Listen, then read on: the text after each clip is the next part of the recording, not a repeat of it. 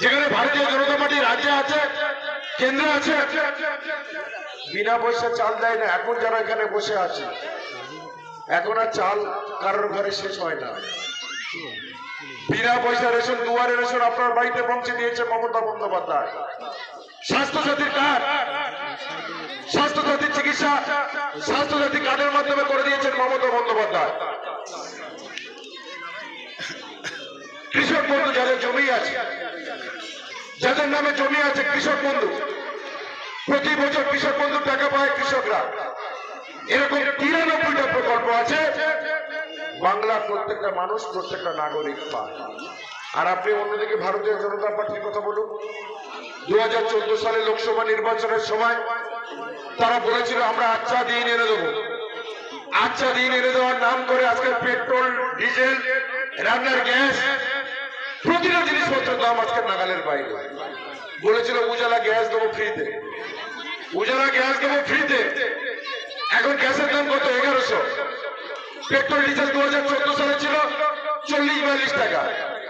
এখন সেই পেট্রোল ডিজেলের দাম 100 পেরিয়ে গেছে। সরষে তেলের দাম আজকের কত? 170-80।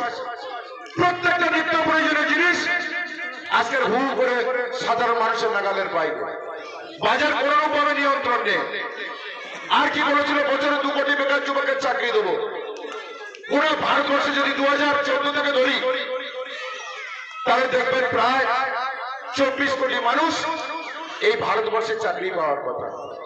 আর কি বলেছিল? প্রত্যেকটা ভারতবর্ষের অ্যাকাউন্টে 15 লক্ষ করে টাকা দেবে। আপনারা তার সাক্ষী আছেন কে কত টাকা পেয়েছেন।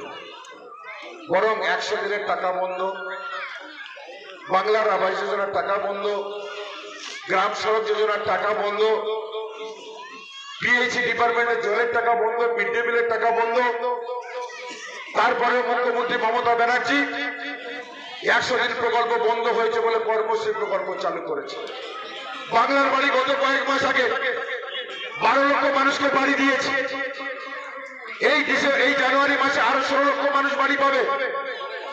যারা নাম নেই, যারা দিদিকে বলতে বলেছিল, তাদের নাম আপনার অঞ্চলে প্রায় 5000 মতো নাম আগামী দিন ঘর পাবে। মমতা ব্যানার্জি অলক্ষ্যে কাজ করে চলেছে। আর যারা ভারতীয় জনতা পার্টি, তারা কি করছে? কোনো ডেভেলপমেন্ট নেই, শুধু বদনাম। কোনো ডেভেলপমেন্ট নেই, কোনো উন্নয়ন নেই।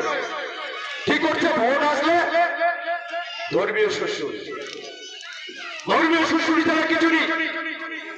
আমি